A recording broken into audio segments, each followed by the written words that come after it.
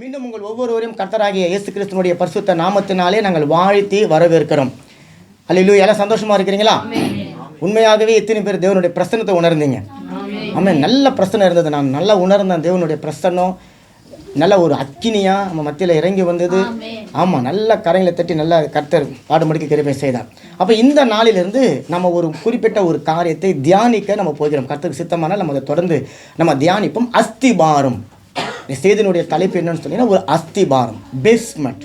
ஐ மீன் ஃபோந்தாசியம். அதுதான் நம்ம இன்றைக்கி பார்க்க போகிறோம். ஒரு ஃபோந்தாசியம், ஒரு பேஸ்மெண்ட், ஒரு அஸ்திபாரம். இன்னும் சாதாரண தமிழ் சொன்னால் ஒரு கடக்கால்.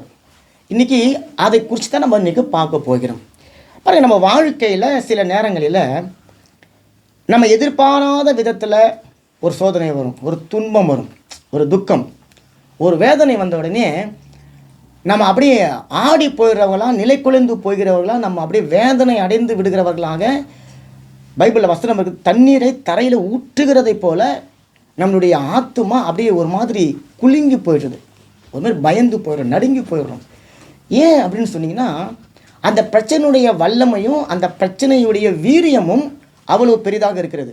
எதிர்பாராத விதத்தில் வரக்கூடிய அந்த துக்கம், அந்த துன்பம், அந்த துயரம், வேதனை, அல்லது ஒரு அதிர்ச்சியான ஒரு சம்பவம், அல்லது ஒரு இழப்பு, இது நம்முடைய வாழ்க்கையில் நம்மை நிலைக்குலைய செய்து விடுகிறது, நம்ம அப்படியே அழுத்தி விடுகிறதாக இருக்கிறது. நம்ம அதிலிருந்து எழுந்திருக்க முடியாதபடிக்கு அதை செய்து விடுகிறதாக அது இருக்கிறது. அப்போ அந்த சில நேரங்களில் நம்முடைய வாழ்க்கை அந்த நார்மலான அந்த சூழ்நிலையிலிருந்து முற்றிலுமாய் வேறு ஒரு இடத்துக்கு போயிடுது. முன்னாடி இருந்த அந்த ஒரு என்ன சொல்லுவாங்க, ஒரு இளைப்பாறுதல், ஒரு சந்தோஷம், ஒரு சமாதானம், அது முற்றிலுமாய் திருடப்பட்டு இப்போ நம்ம வேற ஒரு இடத்துல வாழக்கூடியது போல நம்ம வாழ்ந்து கொண்டு இருக்கிறவர்களாக நம்ம மாறி போயிடுறோம். அது நமக்கு பிடிக்கிறதோ பிடிக்கலையோ, நம்ம விரும்புகிறோமோ விரும்பலையோ, அப்படிப்பட்ட ஒரு காலத்துக்குள்ளே நம்ம வாழத்தான் வேணும், வாழ்ந்து அதை கடந்து வரத்தான் வேணும். அப்போ அந்த மாதிரியான சூழ்நிலைகளில் நமக்குள்ள முதல்ல ஒரு சில கேள்விகள் எழும்பும். என்னத்தம்மா எழும்பும்? நான் கர்த்தரை தான் நம்பின்னு இருக்கிறேன், நான் தேவனை நம்பின்னு இருக்கிறேனே, நான் அவரை சார்ந்து கொண்டு இருக்கிறேனே, ஏன் எனக்கு இந்த துன்பம், ஏன் எனக்கு இந்த வேதனை, ஏன் எனக்கு மட்டும் இப்படி நடக்குது? தேவன் என்னை கைவிட்டுட்டாரு, தேவன் என்னை மறந்துட்டாரு, அவருக்கு என் மேலே அன்பு இல்லை, அவருக்கு என் மேலே அன்பு இருந்தா என்னை இப்படி விட்டுட்டு வரா? பாருங்கள், அங்கே இருக்கிறவங்களாம் கர்த்தரை தேடாதவன் நல்லா இருக்கிறான், கர்த்தரை குறித்து அறியாதவன் நல்லா இருக்கிறான், தாறுமாறாக வாழுகிறவன் நல்லா இருக்கிறான் என்பதாகலாம் நம்ம போட்டு என்ன பண்ணுவோம், அந்த காரியத்தை நம்ம யோசித்து கொண்டே இருக்கிறவங்களாக இருப்போம். நேற்று முதல்ல ஒரு ஷார்ட்ஸ் ஒன்று போட்டேன், அதை நீங்கள் பார்த்துருப்பீங்க. இப்போ ஒரு கொசு, அந்த கொசு உங்களை கடிச்சிட்டு அந்த கொசு என்ன பண்ணும்? அது உங்களை கடிச்சிட்டு அது பாட்டு அது பறந்து போயிடும். ஆனால் அந்த கடித்த இடத்துல, கொசு கடித்த இடத்துல நம்ம அதை சொரிஞ்சு சொரிஞ்சு சொரிஞ்சு சொரிஞ்சு அதை பெருசாக்கி அதை ரணமாக்கி அதனுடைய வேதனையும் வருத்தத்தையும் நாம தான் அனுபவிச்சுன்னு இருப்போம். ஆனால் கொசு கடிச்சிட்டு அதை அடுத்தால பார்க்க போயிடும், அதனுடைய டியூட்டியை பார்க்க போயிடும். இப்போ அதை போல தான் பிரச்சனைகள், வேதனைகள் இந்த பூமியில் நம்ம உயிரோடு இருக்கிற வரைக்கும் நம்மளை தேடி வரும், நம்மளை சந்திக்கும். நாம் என்ன பண்ணுறோம், அந்த பிரச்சனையை பிடிச்சிக்கின்னு அந்த வேதனையை பிடிச்சி நம்ம சொரிந்து கொண்டு இருக்க ஆரம்பிக்கிறவங்களாக இருக்கிறோம். அப்போ அது சொரிய சொரிய சொரிய இதமாக தான் இருக்கும், பதமாக தான் இருக்கும். கொஞ்ச நேரம் கழிச்சு பார்த்தீங்கன்னா ரத்தமும் அங்கேருந்து வரும்பொழுது தான் வலியும் வேதனையும் இருக்கிறது. இப்போ பாருங்கள், அந்த கொசு கடிச்சிருச்சு, அந்த கொசு என்ன எப்படி கடிச்சிது அப்படின்னு சொல்லிட்டு யாராவது அந்த கொசு எங்கே தேடி கண்டுபிடிச்சி போய் அந்த கொசுவை நம்ம நசுக்குவோம் நினைக்கிறீங்க? இல்லை. ஆனால் பாருங்கள், ஒரு சில மனிதர்கள், ஒரு சில சூழ்நிலைகள், ஒரு சில பிரச்சனைகள் நமக்கு வந்துட்ட பிறகு நம்ம அதை குறித்து யோசனை பண்ணி அதை எப்படியாவது அழிக்கணும், அல்லது அதை எப்படியாவது நம்மளை விட்டு துரத்தணும்னு சொல்லி போராடி கொண்டு இருக்கிறோம். இதுதான் மனுஷனுடைய ஒரு வாழ்க்கையாக இருக்கிறது. அப்போ உங்களுடைய வாழ்க்கையில், என்னுடைய வாழ்க்கையில் ஒரு சில சந்தோஷமான சூழ்நிலைகளை நம்ம அனுமதிக்கும் போது எப்படி நம்ம சந்தோஷமாக இருக்கிறோமோ, அதே போல் ஒரு சில துக்கமான சூழ்நிலைகள் வரும்பொழுதும் நாம் அதை ஏற்றுக்கொள்ளக்கூடியவர்களாக இருக்கணும். காரணம், சந்தோஷத்துக்கும் காரணம் தேவன் தான், உங்களுடைய வாழ்க்கையில் துக்கத்தை அனுமதிக்கிறதுக்கும் காரணம் தேவன் தான். சந்தோஷத்தை கொடுத்து உங்களுக்கு ஏதோ ஒன்றை கற்றுக் கொடுக்க விரும்புகிறார், துக்கத்தை உங்களுடைய வாழ்க்கையில் அனுமதித்து உங்களுக்கு ஏதோ ஒன்றை கற்றுக் கொடுக்க அவர் விரும்புகிறார். வசனம் சொல்லுது, நீங்கள் தாங்கிறதுக்கு மேலே, உங்களுடைய பலனுக்கு மிஞ்சின, அதான் திராணிக்கு மிஞ்சின, உங்களுடைய பலத்துக்கு மிஞ்சின துக்கத்தை, துயரத்தை, வேதனையை அவங்க வாழ்க்கையில் கொடுக்க மாட்டார். இப்போ இந்த சகோதரி தாங்கக்கூட அளவுக்கு நீங்கள் தாங்க மாட்டீங்க, நீங்கள் தாங்குற அளவுக்கு இவங்க தாங்க மாட்டாங்க. அவங்க ஒருத்தவங்களுக்கும் ஒரு ஒரு ஒரு லிமிட் இருக்குது. அப்போ தேவனுக்கு தெரியும், இந்த பிள்ளைக்கு இது கெப்பாசிட்டி இவ்வளோ இருக்குது, இது தாங்கும். இதுக்கு மேலே போகும்போது இந்த பிள்ளை என்னை நோக்கி கூப்பிடுவான், அல்லது என்னை கூப்பிடுவாள், அப்போது நான் அவங்களுடைய புத்திக்கு எட்டாத தேவ சமாதானத்தினால அவளுடைய இருதயத்தை நான் நிரப்பும்படிக்காக நான் என்னுடைய உதவியை அவங்களுக்கு அனுப்புவேன். அப்போ ஒரு துயரம், ஒரு வேதனை, ஒரு இழப்பு, ஒரு வருத்தம் அது நம்முடைய வாழ்க்கையில் வரும்போது ஏன் அப்படின்ற ஒரு கேள்வியை நம்ம கேட்டுக்கொண்டு இருக்கிறவங்க இருக்கிறோம். புரியாத ஒரு சில உணர்வுகள், ஒரு பயம், ஒரு திகில், நெஞ்சு அடைக்கிறதே போல ஒரு சில நமக்கு இருக்கும். சொல்ல முடியாத வேதனை பாருங்கள். அப்போல்லாம் நம்ம மதிர்ச்சி விட்டு அந்த கோழி போலவே இருப்போம், சிரிக்க மாட்டோம், ஒரு சந்தோஷத்துக்குள்ளே கலந்து கொள்ள மாட்டோம். வேதனை நமக்கு அந்த அளவுக்கு நம்முடைய ஆத்மாவை பிடிச்சி அதை அழுத்தி கொண்டு இருக்கக்கூடிய ஒரு சூழ்நிலைக்கு நம்ம தள்ளப்படுறோம். நம்ம விட்டு ஒரு சில இல்லாமல் போயிருக்கலாம், ஒரு சில ஆசீர்வாதங்கள் இல்லாமல் போயிருக்கலாம், ஒரு சில நன்மைகள் இல்லாமல் போயிருக்கலாம். ஒருவேளை போன மாதம் வாங்கின சம்பளம் இந்த மாதம் வராமல் இருக்கலாம். போன மாதம் பேங்க்கில் சிலுவையை பார்த்தவங்க இந்த மாதம் பேங்க்கில் மைனஸை பார்க்கக்கூடிய ஒரு நிலைமைக்கு வரலாம். அல்லது நம்ம கூட உறுதியாக நினச்சி நிற்கிறவங்களாம் இருக்கிறோம் நினச்சி சொல்லி நம்ம நம்பிக்கொண்டு இருந்தவங்க மலை குன்றுகள் எல்லாம் பெயர்ந்து போய் கூட தான் இருக்கும். நைட்டு எழுச்சி காலைல பார்த்தீங்கன்னா எல்லாமே மாறி போனதாக இருக்கும். அப்போ நமக்குள்ளே அந்த கேள்வி வருது, குழப்பம் வருது. ஏன் நடந்தது, எதுக்கு நடந்தது, ஏன் இப்படி என்னுடைய வாழ்க்கையில் ஒரு திடீர் மாற்றம், இதில் தேவனுடைய சித்தம் இருக்கா, தேவனுடைய சித்தம் இல்லையா என்ற பல கேள்விகள் உங்களுடைய என்னுடைய வாழ்க்கையில் இருக்கிறது தானே. இன்றைக்கும் உங்களுக்கும் இருக்குது, எனக்கும் இருக்குது. அப்போ இன்றைக்கு இதற்கான ஒரு விடையை தேவன் உங்களுக்கும் எனக்கும் சொல்லுவதற்காகத்தான் இந்த காலை வேளையில் நம்ம அவர் கொண்டு வந்திருக்கிறார். காரணம், நம்முடைய வாழ்க்கைக்கு ஒரு அஸ்திபாரம் இருக்கிறது, ஒரு ஃபவுண்டேஷன் இருக்கிறது, ஒரு பேஸ்மெண்ட் இருக்கிறது.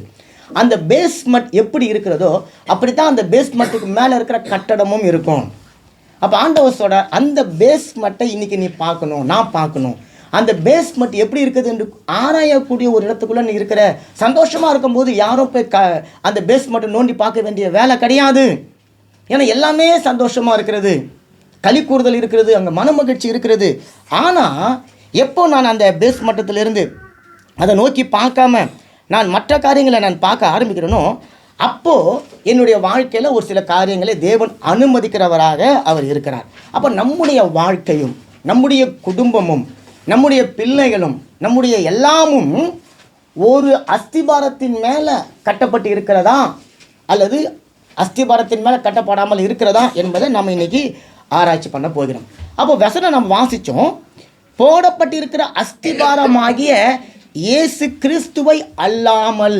அப்போ இங்கே அஸ்திபாரம் அப்படின்னு சொன்ன உடனே ஏதோ சிமெண்ட்டால் காங்கிரீட் போடப்பட்ட ஒரு அஸ்திபாரம் அல்ல, அல்லது வேறு எதுனாலவோ போடப்பட்ட ஒரு அஸ்திபாரம் அல்ல. மாறாக நம்முடைய அஸ்திபாரம் ஒரு குறிப்பிட்ட நபரை சார்ந்து இருக்கிறதாக இருக்கிறது.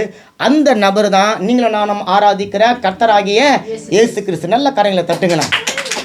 அப்போ வசனம் சொல்லுகிறது, போடப்பட்டிருக்கிற அஸ்திபாரம் என்கின்ற இயேசு கிறிஸ்துவின் மேலே உங்களுடைய என்னுடைய குடும்பம், வாழ்க்கை, சபை அது இருக்கும் என்று சொன்னால் நீங்களும் நானும் அசைக்கப்பட மாட்டோம். அப்போ மனுஷர்கள் வருவார்கள், ஆசீர்வாதம் வரும், பணம் வரும், ஆரோக்கியம் வரும், இன்பங்கள் வரும், எல்லாம் வரும், அது போகும்.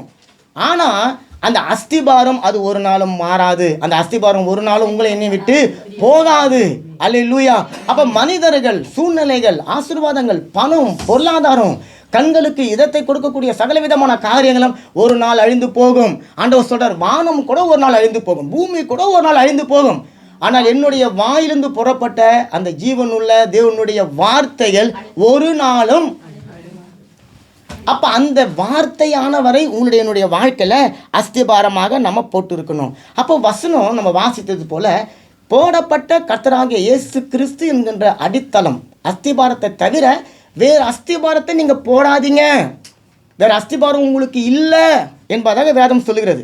அப்போ நம்மளுடைய அஸ்திபாரத்தை, நம்ம போட்டு இருக்கிற அஸ்திபாரத்தை ஆராய்ச்சி பண்ண போகிறோம். ஒருவேளை அந்த அஸ்திபாரம் கிறிஸ்துவாக இருந்தால் வசனம் சொல்லுது, நீங்கள் அதை மாற்றிடாதீங்க, அதை மாற்றாதீங்க. ஏன்னா இன்றைக்கி உலகம் முழுவதும் எதையோ ஒரு சில அஸ்திபாரங்களை போட்டு அதன் மேலே பிரம்மாண்டமான வீடுகளை கட்டி கொண்டு இருக்கிறாங்க. ஆனால் கிறிஸ்தவர்களாக இருக்கிற நீங்களும் நானும் போடப்பட்டு இருக்கிற அஸ்திபாரமாகிய இயேசுவை மேலேயே நம்ம கட்டப்பட்டு இருக்கிறவர்களாக இருக்கணும். அப்போ இங்கே பாருங்கள், அதே 1 Corinthians 3:11 மறுபடியும் வாசிக்கிறேன் பாருங்களேன்.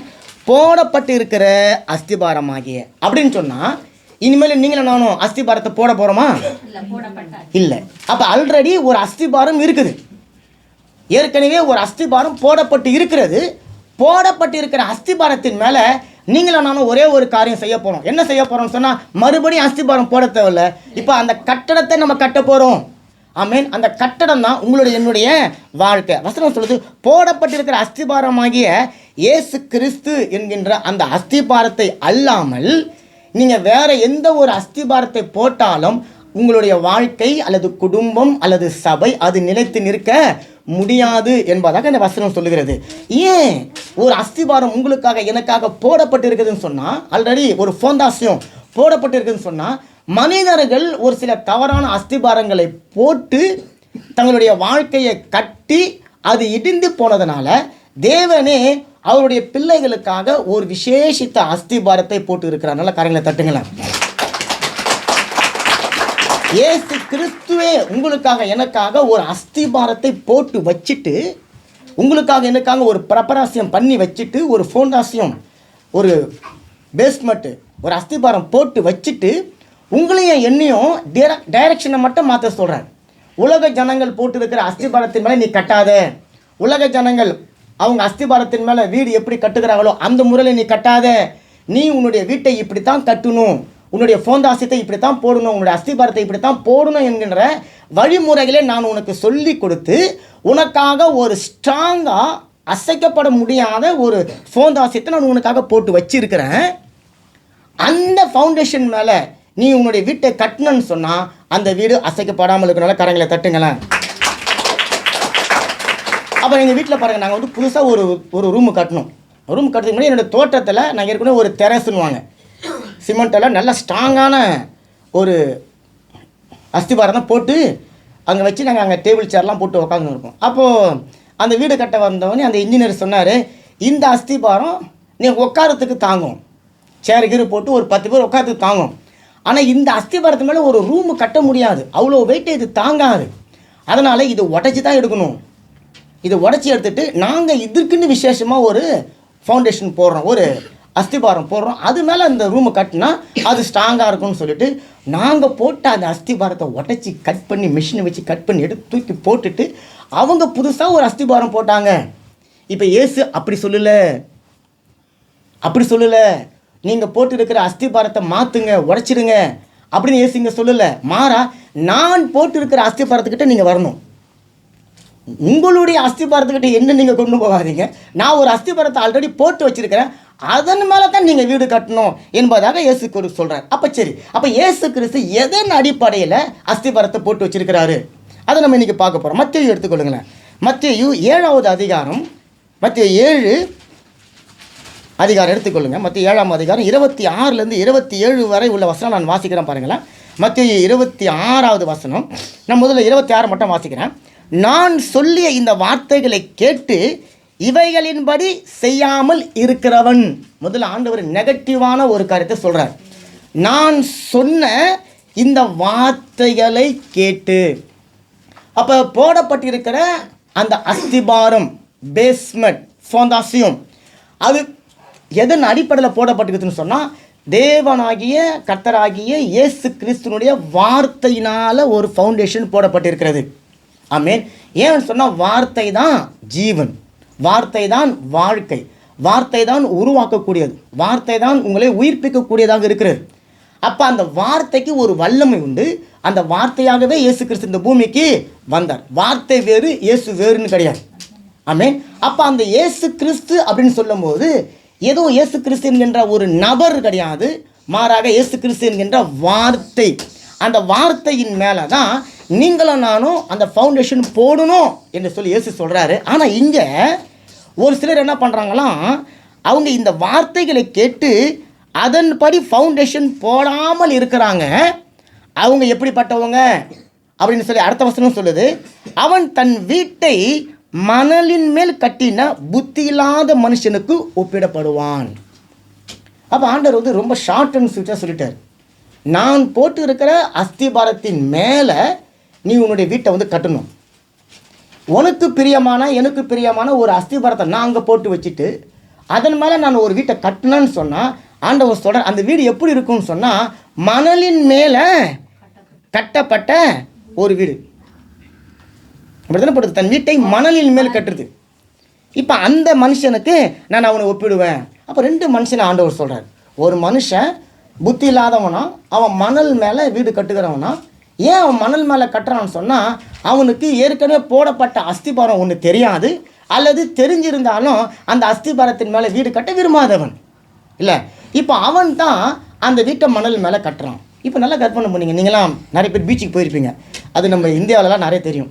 அந்த பீச்சுக்கு இங்கே கூட ஃபால்ஸ்லாம் இருக்குது. நீங்கள் அந்த பீச்சுக்கு போனீங்கன்னா அழகழகான அந்த மணலில் செய்யக்கூடிய அந்த பொம்மைகளை செஞ்சுருப்பாங்க, சிற்பங்களை செஞ்சுருப்பாங்க, நீங்கள் பார்த்துருப்பீங்க. அப்படி தானுங்களே, நல்லா செஞ்சுருப்போம். நாங்களாம் சின்ன வயசில் அப்படி தான் போய் பழகெல்லாம் தோண்டி கிண்டி ஒரு அழகான ஏதோ ஒன்று செஞ்சுன்னு இருப்போம். அங்கேருந்து ஒரு தாத்தாவோ ஒரு பாட்டியை வந்து காலை வச்சு டம்மு நம்பிக்கிட்டு போயிடுவாங்க. நீங்கள் ஒரு 3/4 மணி நேரம் 1 மணி நேரம் கஷ்டப்பட்டு கட்டி வச்சுருப்பீங்க, அது வந்து மெரிச்சிட்டு போயிடும். இங்கேயும் அதேமாரி தான் இல்லை. அப்போ அந்த மணல் வீடை நீங்கள் பாருங்கள், பார்க்கும்போது அழகாக இருக்கும், எட்டேருந்து பார்க்கும்போது ஸ்ட்ராங்காக இருக்கும். இங்கே ஃபால்ஸ்லாம் அதுக்கு மேலே பெயிண்ட் கட்டிலாம் அடிச்சு அது ஒரு ஒரிஜினல் மாதிரியே செஞ்சுருந்தாலும் அது ஒரு 4 வயசு புள்ள போய் மிரிச்சா அது என்ன ஆகிடும், உடஞ்சிடும். அப்போ என்ன அர்த்தம்னு சொன்னால் அந்த வீடு ஸ்ட்ராங்காக இருக்குது இல்லை என்பதை பார்க்கணும். அந்த வீட்டை ஸ்ட்ராங்கான வீடு நினச்சினுக்கிறான் பாரு ஒருத்தவன், அவன் ஆண்டவர் சொல்கிற புத்தி இல்லாதவன் அப்படின்றாரு. பாயிண்ட் புரியுதுங்களா? புத்தி இல்லாத மனுஷனை போல் அந்த மணல் வீட்டை கட்டி அதற்குள்ளே ஒருத்தன் கொடுத்துன்னு பண்ண போகிறேன், நான் வாழ போகிறேன், நான் வாழ்ந்து சாதிக்க போகிறேன் என்று சொல்லி நினைத்து கொண்டு இருக்கக்கூடிய ஒரு மனுஷன் எப்படி புத்தி இல்லாதவனாக இருப்பானோ அதே போல் ஆண்டவர் சொல்கிறார், நான் போட்டு இருக்கிற அஸ்திபாரத்தின் மேலே வீடு கட்டாமல் ஒரு மனுஷன் இருக்கிறான அவன் அப்படி தான் அப்படின்பதாக ஆண்டவர் சொல்கிறார். அப்போ இன்றைக்கும் நீங்களும் நானும் நம்மளுடைய அஸ்திபாரத்தை கொஞ்சம் நோண்டி பார்க்க வேண்டிய ஒரு கட்டத்துக்குள்ளே நாம் வந்திருக்கிறோம். காரணம், உங்களுடைய என்னுடைய அஸ்திபாரம் ஏற்கனவே போடப்பட்டிருக்கிற கிறிஸ்து என்கின்ற அஸ்திபாரத்தின் மேலே நம்ம போட்டு இருக்கிறோமா? நான் விசுவாசிக்கிறேன், நம்ம போட்டு தான் இருக்கிறோம். நம்ம போட்டதுனால தான் இந்த கால நேரத்தில் நம்ம இங்கே வந்திருக்கிறோம். இன்னும் இந்த நகரத்தில் பாதி பேர் தூங்கி எதிர்க்காம கூட இருப்பாங்க இல்லை. ஆனால் நம்ம வந்திருக்கிறோம்னு சொன்னால் என்ன அர்த்தம்னு சொன்னால் அந்த அஸ்திபாரத்தை நம்ம ஆராய்ஞ்சு கொண்டு இருக்கிறவளாக இருக்கிறோம். சரி, இப்போ அந்த மணல் வீட்டை கட்டிட்டு அதுக்குள்ளே நான் சுகமாக தங்கி இருப்பேன் அப்படின்னு சொல்லி அவன் நினச்சி கொண்டு இருக்கிறான். அங்கே என்ன நடக்குது அப்படின்னு பார்த்தீங்கன்னா அந்த 27வது வசனத்தில் பெருமழை பொழிந்து சொரிந்து பெருவெள்ளம் வந்து காற்று அடித்து அந்த வீட்டின் மேலே மோதின போது அது விழுந்தது. அடுத்து தான் ரொம்ப முக்கியம், இன்னும் விழுந்து முழுவதும் அழிந்தது என்றார். பாருங்க, அப்போ இன்றைக்கு நம்மளுடைய ஒரு வீடு இருக்குது. நீங்கள் திடீர்னு போய் யாரும் வேலை மண்ணுக்கிட்ட போய் நல்லா வீடு இருக்கும்போது இப்போ அஸ்திபாரத்தை தோண்டி பார்த்து அஸ்திபாரம் ஸ்ட்ராங்காக இருக்கதெல்லாம் பார்க்க போகிறது கிடையாது. ஏதாவது ஒரு சின்ன வீர்ச்சல், ஏதாவது ஒரு சின்ன கிராக் வந்துச்சுன்னா ஒரு வேளை அஸ்திபாரத்தை நோண்டி பார்க்கலாம், வீடு நல்லா இருக்குது. இப்போ ஆண்டவர் என்ன சொல்கிறாரு, நீ அஸ்திபாரத்தை பார்க்குறதுக்கு நான் உனக்கு ஒரு வாய்ப்பு உருவாக்க போகிறேன். எப்படி? ஒரு காற்று அனுப்புகிறேன், ஒரு மழையை அனுப்புகிறேன், ஒரு பெருவெள்ளத்தை அனுப்புகிறேன். அப்போ அந்த வீடு எப்படி இருக்குது, ஸ்ட்ராங்காக இருக்குதா, அல்லது காற்றுல ஆடுதா, அசைதா, ஒரு கிராக் ஓடுதா, அல்லது வெள்ளம் வருதுனால மணலெல்லாம் அந்த வீட்டை சுற்றி இருக்கிற தரை மணல் எல்லாம் அப்படியே பெயர்ந்து கொண்டு போயிடுச்சா, அப்படி என்கிறத நீங்கள் நான் பார்க்குறதுக்காக ஒரு காற்றை அனுப்புகிறார், ஒரு வெள்ளத்தை அனுப்புகிறார். அப்போ அந்த காற்று என்னது? அது ஒரு வேதனை, அது ஒரு பாடு, ஒரு துன்பம், ஒரு பிரச்சனை, ஒரு பெருவெள்ளம், ஒரு பெரும் துயரம், ஒரு பண கஷ்டம், ஒரு நஷ்டம், ஏதோ ஒரு சூழ்நிலை. அப்போ அந்த சூழ்நிலையில் நீ கண்மலையாகிய அல்லது போடப்பட்டிருக்கிற இயேசு கிறிஸ்து என்கின்ற அந்த அஸ்திபாரத்தின் மேலே உன்னுடைய வீடு என்னுடைய வீடு கட்டப்பட்டு இருக்கும் அப்படின்னு சொன்னால் அது ஒரு நாளும் அசைக்கப்படாது. ஆனால் இந்த சொன்னார் பாருங்க, வார்த்தைகளை கேட்காதபடிக்கு மணல் மேலே அந்த வீட்டை கட்டக்கூடிய ஒரு மனுஷனுடைய வீடு இப்படிப்பட்ட ஒரு சூழ்நிலைகள் வரும்பொழுது அது விழுந்து போயிடும். அப்போ இன்றைக்கி ஆண்டவர் சொல்கிறாரு, ஒரு அஸ்திபாரத்தை நான் உங்களுக்காக போட்டு வைத்து இருக்கிறேன், காரணம் நீங்கள் விழுந்து போகக்கூடாது. ஆமென் சொல்லுங்களேன். நீங்கள் அழிந்து போய்விடக்கூடாது, நீங்கள் வெட்கப்பட்டு போய்விடக்கூடாது. பாருங்கள், அந்த வீடு கட்டும் பொழுது, மணலில் அந்த வீடு கட்டும்போது சுற்றி நின்று எல்லாரும் வேடிக்கை பார்த்துன்னு இருப்பாங்க. நீங்கள் பார்த்துருப்பீங்க, இந்த எத்தேவில் இந்த வெயில் காலத்தில் இங்கே ஃப்ரான்ஸில் அது நடக்கும். அதுக்கு பேர் மணல் கோபுரம். நிறைய பேர் கேமரா எடுத்துக்கொண்டு இருப்பாங்க, நல்லா சுற்றி கொண்டே இருப்பாங்க. பாருங்களேன், ரசித்து கொண்டு எடுத்துருப்பாங்க, உங்களை பாராட்டுவாங்க. திடீர்னு ஒரு அலை வந்து அதை அழிச்சிட்டு போயிடுச்சுன்னா உங்களை பிரயாசத்தை யாராவது பாராட்டணும்னு நினைக்கிறீங்க? உங்களுடைய முயற்சி யாராவது பாராட்டுவீங்க? அதை அப்படியே விட்டுட்டு அடுத்தது ஒருத்தன் கட்டின்னு இருப்பான், அவனை பார்க்க போயிடுவாங்க. இது வரைக்கும் யாருக்கெல்லாம் நீங்கள் ஒரு காட்சி பொருளாக ஒரு எக்ஸிபிஷனை போல் இருந்தீங்களோ, யாரெல்லாம் கேமராவில் உங்களை ரசித்து அதை எடுத்துன்னு இருந்தாங்களோ, ஒரு சின்ன அலை வரும், ஒரு சின்ன காற்று வரும், ஒரு சின்ன அது உடஞ்சிடும். அவன் சுற்றி அத்தனை பேர் நின்றவன் எல்லாம் பார்க்க மாட்டான். கட்டுறவனுக்கு தான் வலியும் வேதனையும் பாருங்கள். அவன் என்ன பண்ணுவான், தங்க ஒருத்தன் கட்டுறான்பா அங்கே போயிடுவான். ஆனால் இவன் பல மணி நேரங்கள் போராடி காற்றுலையும் குளிர்லையும் வெயிலையும் உட்காந்துன்னு அந்த வீட்டை கட்டினான் பாருங்களேன். அது இடிஞ்சு போச்சு இல்லை, அவனை ஊக்கப்படுத்தவோ உற்சாகப்படுத்தவோ யாருமே இருக்க மாட்டாங்க. அதனால தான் ஆண்டவர் சொல்கிறாரு, அப்படிப்பட்ட ஒரு சூழ்நிலை நீ போய் நீ வெட்கப்பட்டு நிற்கக்கூடாது, நீ வேதனை அடைஞ்சு நிற்கக்கூடாது, நீ சோர்ந்து போயிடக்கூடாது. மனுஷர்களுக்கு நீ எங்கே காட்சி பொருளாக இருந்தியோ அந்த இடத்துல நீ அவமான பொருளாக இருந்துடக்கூடாது. உனக்கான ஒரு நோக்கம், உனக்கான ஒரு சித்தம் இருக்குது. நான் உன்னை உயர்த்தி உன்னதத்தில் வைக்க போகிறேன். அப்போ அதுக்கு நீ கட்ட வேண்டிய ஒரு இடம் இருக்குது, நீ வீடு கட்ட வேண்டிய ஒரு இடம் இருக்கிறது. அந்த இடத்த நான் உனக்காக ஏற்கனவே ரெடி பண்ணி வச்சுருக்கிறேன், அந்த இடத்துக்கு நீ வரணும். பாருங்கள், அவன் மணல் மேலே வீடு கட்டுனது தப்பு கிடையாது.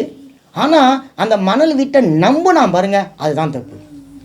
மணல் வீடுன்னு தெரிஞ்சும் அதை நம்பினா காற்று அடிச்சது, அது விழுந்து போயிடுச்சு. இப்போ அவனை ஆண்டவர் பாராட்டலை, அவனுடைய முயற்சியை மெச்சிக்கொள்ளலை, அவனுடைய பிரயாசத்தை அவர் இங்கே பெரிதுபடுத்தி பேசலை. அவனை சிம்பிளாக சொல்லிட்டாரு, புத்தி இல்லாதவன், அறிவு இல்லாதவன், அவனா ஃப்ரான்ஸேக்கரன் சொல்லுவாங்க அப்படின்ட்டு போயிடுவாங்க. அந்த மாதிரி இங்கே சொல்லிட்டு எவ்வளோ ஒரு வேதனை பாருங்கள். இப்போ அவன் மணல் வீடு கட்டுறதுக்கு நான் 2 நிமிஷத்தில் கட்டிட்டு போனால் இல்லை, பல பிரயாசங்கள், பல உழைப்புகள், அவனுக்கு பல ஏக்கங்கள், தாகங்கள், சிந்தனைகள், எண்ணங்கள் எல்லாம் தான் இருக்கும். அவன் வீடு கட்டினது தப்பு கிடையாது, மணலை நம்பினது தான் தப்பு இல்லை. அப்போ இங்கே ஆண்டவர் சொல்கிறாரு, நான் சொல்லிய அந்த வார்த்தை. இப்போ இன்ஜினியர் ஒரு பிளான் போட்டு கொடுத்துட்டாருன்னா கொத்தனார் எப்படி கட்டணும், அந்த பிளான் பிரகாரம் கட்டணும். மாற்றி கட்டினா சொல்லணும்னா, உனக்கு பிளான் கொடுத்தல, நீ அதன்படி கட்டலை, உன் மேலே தப்பிடி, நீ எவ்வளோ செலவு பண்ணாலும் எனக்கு அதை பற்றி கட்டலாம். ஏன்னா நான் விரும்பின மாதிரி அந்த வீடு வரணும், நீ விரும்பின மாதிரி கட்டணும்னா கட்ட முடியாது, அப்போ அது இடிக்கணும். அப்போ அவர் சொல்கிறார், நான் போட்டு கொடுத்த பிளான் பிரகாரம், நான் கொடுத்த அஸ்திபாரத்தின் மேலே நீ கட்டணும்.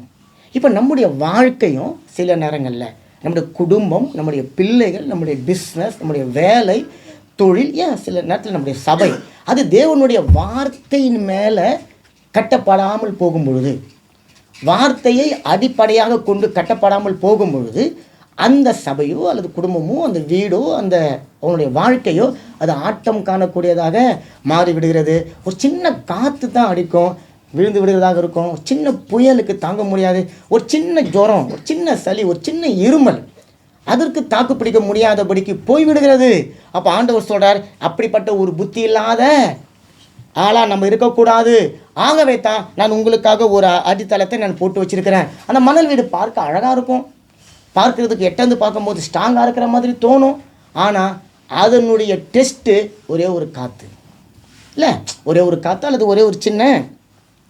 அப்போது கடற்கரை மணலை போல தான், கடற்கரை மணலில் கட்டப்பட்ட ஒரு அழகான சிற்பத்தை போல தான் இன்றைக்கி நம்முடைய கண்களுக்கு முன்பாக பாருங்களேன் எல்லாருடைய வாழ்க்கையும் கட்டப்பட்டு இருக்கிறது.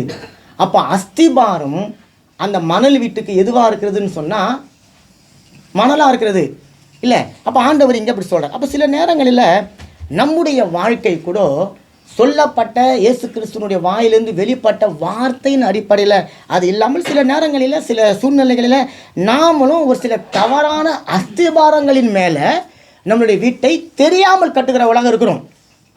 எப்பவுமே வேதத்தில் தெரியாமல் செஞ்சிட்டா அதை பாவம் என்றோ தவறோ என்றோ தேவன் நியாயம் தீர்த்து அழிச்சிட போகிறது கிடையாது.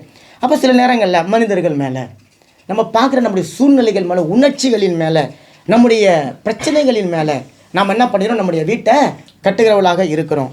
அல்லேலூயா. அப்போ அந்த மாதிரியான சூழ்நிலையில் ஆண்டவர் சொல்கிறார், இல்லை, இது உனக்கான அஸ்திபாரம் இது கிடையாது, உனக்காக நான் ஒரு அஸ்திபாரம் வச்சிருக்கிறேன், அந்த அஸ்திபாரத்தின் மேலே நீ உன்னுடைய வீட்டை கட்டுனா அது என்றைக்கும் நிலைத்து நிற்கக்கூடிய சீயோன் பர்வதமாக இருக்கும் என்று சொல்லி கர்த்தர் சொல்கிறாங்க. கரையில் தட்டுங்களா. அப்போ அழகு நம்மளை காக்காது, அல்லது ஒரு பிரம்மாண்டமாக இருக்கிறது என்பது நம்மளை காக்காது, மாறாக அடித்தளம் தான் நம்மை காக்கும். பாருங்கள், இந்த அடித்தளத்தை எல்லாரும் டெய்லி பார்த்துட்டு போகிறது கிடையாது. இப்போ இந்த வீடு பாருங்களேன், இந்த வீடுக்கும் ஒரு அடித்தளம் இருக்குதுல்ல, இதை யார் பார்க்குறா? நீங்கள் பார்த்துக்கிறீங்களா சிஸ்டர்? பார்த்ததே கிடையாது. நான் எங்கள் வீட்டுக்கு பார்த்துருக்குறேன், அந்த அடித்தளம் போட்டும்போது பார்த்தேன். அதுக்கப்புறம் மேலே கட்டின பிறகு இன்றைக்கி யாரும் பார்க்க போகிறது கிடையாது. அது கண்களுக்கு முன்பாக உங்களுக்கு தெரியாது. ஆனால் அந்த அடித்தளம் எவ்வளவு ஸ்ட்ராங்காக இருக்கிறது நீங்கள் ஒவ்வொரு நாளும் உணரக்கூடிய அளவுக்கு உங்கள் வீடு கட்டப்பட்டு ஸ்ட்ராங்காக இருக்கும். நல்ல கரைகளை தட்டுங்களேன். அப்போ அந்த அடித்தளம் உறுதியாக இருக்கிறது. சரிங்களா? இப்போ ரெண்டாவது ஒரு நபரை குறித்து பார்க்க போகிறோம். அதே 7வது அதிகாரம் மத்தேயு 7:24 வசனம் சொல்லுது பாருங்க. ஆகையால் நான் சொல்லிய இந்த வார்த்தைகளை கேட்டு இவைகளின்படி செய்கிற ஒரு மனுஷன். முதல்ல நான் சொன்ன வார்த்தையின்படி கேட்காத ஒரு மனுஷன், அவனுடைய வாழ்க்கையை பற்றி சிம்பிளாக பார்த்தோம். இப்போ நான் சொன்ன இந்த வார்த்தைகளின்படி கேட்கிற ஒரு மனுஷன். இப்போ இந்த மனுஷன் யாருங்க? இவன் யாருங்க? இந்த மனுஷன் யாருங்க? அவ்வளோதான். இந்த மனுஷன் நம்பர். இங்கே யாரையும் நம்ம பார்க்கல. முன்னாடி பார்த்தது யாரோ, இப்போ நம்மள பார்க்குறோம். இவன் எப்படின்னு கேட்டிங்கன்னா புத்தியுள்ள மனுஷனா. ஆண்டவர் முன்னாடியே சொல்லிட்டார். இவன் பாருங்களேன், நான் சொல்லிய இந்த வார்த்தைகளின்படி கேட்டு அதன்படி செய்கிறவன் எவனோ அவனை கண்மலையின் மேல் தன் வீட்டை கட்டின புத்தியுள்ள மனுஷனுக்கு ஒப்பிடுவேன். முன்னாடி தன் வீட்டை மணலின் மேல் கட்டின புத்தி இல்லாத மனுஷன், இப்போ கண்மலையின் மேலே கட்டின புத்தியுள்ள மனுஷன். எதன் மேலே வீடு கட்டியிருக்கிறான்? கண்மலையில் கட்டுக்கிறான். பாருங்க, ஆண்டவர் சொல்ற இங்க கண்மலை அப்படிங்கிறது தேவனுடைய வார்த்தை. அப்போ அந்த வார்த்தையின் மேலே கட்டுறான். நமக்கு கண்மலைன்னா யாருன்னு தெரியும். கண்மலை என்று சொன்னால் இயேசு கிறிஸ்து, வார்த்தைன்னு சொன்னால் இயேசு. இப்போ இவன் தன்னுடைய வீட்டை இயேசு மேலே கட்டியிருக்கான். இப்போ இந்த வீடு இயேசு மேலே கட்டப்பட்டு இருக்கிறது. ஆமென் சொல்லுங்க. இந்த வீடு இயேசு மேலே கட்டப்படுது. நான் வீடுன்னு சொன்னால் இந்த செவுத்து சொல்லலை. இந்த வீட்டுக்குள்ளே வாழுற சகோதரன் சகோதரி பிள்ளைகள் இவங்க இயேசுவின் மேலே கட்டப்பட்டு இருக்கிறாங்க. உங்களுடைய குடும்பம் எங்களுடைய குடும்பம். நாம் ஏதோ சிமெண்ட்டு, இந்த காங்கிரீட்டு, கம்பி இதன் மேலே கட்டப்படல சகோதரி, இவங்க மேலே கட்டப்படலை. எல்லாருமே நம்மளுடைய வீடு இயேசு என்கின்ற நம்ம ஆராதிக்கிற தேவன் மேலே அந்த வீடு கட்டப்பட்டு இருக்கிறபடினால தான் இன்றைக்கும் நீங்களும் நானும் நிலைச்சு நிற்கிறோம். முதல்ல ஆமென் சொல்லி கரையில் தட்டுங்களேன். இப்போ இங்கே அந்த மனுஷன் எடுத்த ஒரு நல்ல தீர்மானம், அவன் இது வரைக்கும் வாழ்க்கையில் எடுத்த ஒரு பெஸ்ட்டான ஒரு தீர்மானம் என்னன்னு சொன்னால், அந்த வார்த்தையை கேட்டு அதன்படி வீட்டை கட்ட ஒப்பு கொடுத்தவன். இன்றைக்கி நிறைய பிரச்சனை நிறைய பேருக்கு அதுதான். நிறைய பேர் வார்த்தையை கேட்போம், வசனத்தை கேட்போம், ஆனால் அதற்கு செயல்பட முடியாதபடிக்கு கொஞ்சம் கஷ்டமாக போயிடும். ஆனால் இப்போ நம்மளை பாருங்கள், கேட்ட வார்த்தைக்கு நம்மளை வாழ அர்ப்பணித்தபடினால தான் பாருங்கள். போன வாரம் உங்களுக்கு ஒரு பிரச்சனை வந்து நீங்கள் அழிஞ்சு போயிடுவே நினச்சிருப்போம். ஆனால் நம்ம எல்லாம் உயிராக இருக்கிறோமே, நினச்சி நிற்கிறோமே.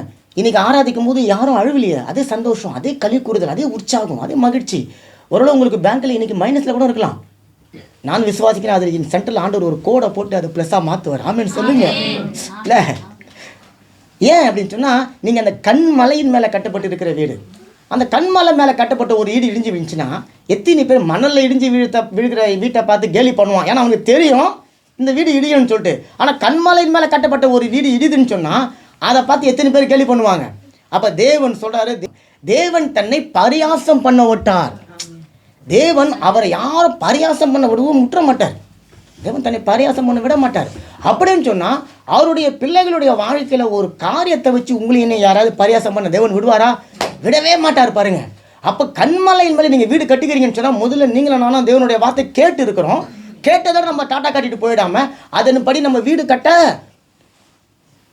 ஒத்துக்கொண்டு இருந்திருக்கிறோம். கண்மலையின் மேலே வீடு கட்ட நீங்களும் ஒத்துக்கொண்டு இருக்கிறோம். இப்போ பாருங்க, தேவனுடைய வார்த்தையின்படி அந்த மனுஷன் கண்மலையின் மேலே வீடு கட்டுனால அவனுடைய சுபாவத்தை குறித்து இங்கே சொல்லப்பட்டிருக்குது. 26வது வசனத்தில் பெருமழை பொழிஞ்சதான், பெருவெல்லம் வந்ததான், காற்று அடித்ததான். இது எதுவுமே அந்த வீட்டின் மேலே மோதியும் அது விழவில்லை. ஏன் அப்படின்னு சொன்னால் அவன் கண்மலையின் மேலே அஸ்திபாரத்தை போட்டு இருக்கிறான். பாருங்கள், மணல் மேலே கட்டின வீட்டுக்கு சொந்தக்காரனுக்கு என்னென்ன பிரச்சனை வந்ததோ அதே போல தான் இந்த மனுஷனுக்கும் வந்திருக்கு. அப்போ ஆண்டவர் சொல்கிற உலகத்தில் உங்களுக்கு, அப்போ நீதிமானுக்கு உபத்திரவம், துன்மார்க்குன்னு உபத்திரம் சொல்ல, உலகம்னா அங்கே உபத்திரம் இருக்குது. அப்போ வீடுன்னு சொன்னால் நீ மணல் மேலே கட்டுறியா அல்லது கல் மேலே கட்டுறியா அது பிரச்சனை கிடையாது. நீ எதன் மேலே விசுவாசம் வச்சுருக்கிறன்றதை பொறுத்து இருக்குது. அப்போ அவனுக்கும் மழை பெஞ்சுது, அவனுக்கும் காற்று அடிச்சுது, அவனுக்கும் பெருவெள்ளம் வந்தது. ஆனால் அந்த வீடு விழுந்தது, இல்லாமல் போனது. ஆனால் இங்கே இந்த வீடு சொல்லுது அது வந்து மோதுனதான், மோதியும் அது விழவில்லை. இதுதான் நீதிமான்களுடைய கூடாரம். நல்லா கரையில் தட்டுங்களேன். நீதிமான்களுடைய கூடாரம். வீடு. நீதிமான்களுடைய வீட்டில் வசனம் சொல்லிட்டு கம்பீர சத்தம் உண்டாகும். அங்கே அழுகையும் பற்கடிப்பும் வராது. காரணம், அவனுக்கு உலகத்தில் இருக்கிற எல்லாருக்கும் வரக்கூடிய பிரச்சனை தான் அவனுக்கு வரும். ஆனால் அவன் பிரச்சனையை நோக்கி பார்த்து கொண்டு இல்லாமல் அந்த பிரச்சனையில் தீர்வு கொடுக்கக்கூடிய தேவனை நோக்கி பார்த்து கொண்டு இருக்கிறான். நல்ல கரங்களை தட்டுங்களேன். அப்போ ஆண்டவர் இங்கே தெளிவாக சொல்கிறாரு, அவனுடைய அஸ்திபாரம் கன்மலையின் மேலே போடப்பட்டிருக்கிறது. அப்போ சகோதரனே சகோதரி, நம்மளுடைய அஸ்திபாரம், நம்மளுடைய சபையின் அஸ்திபாரம் அது இயேசு கிறிஸ்துவின் மேலே போடப்பட்டிருக்கிறபடினால நிச்சயமாக சொல்கிறேன், நீங்களும் நானும் அசைக்கப்பட்டு போக மாட்டோம்.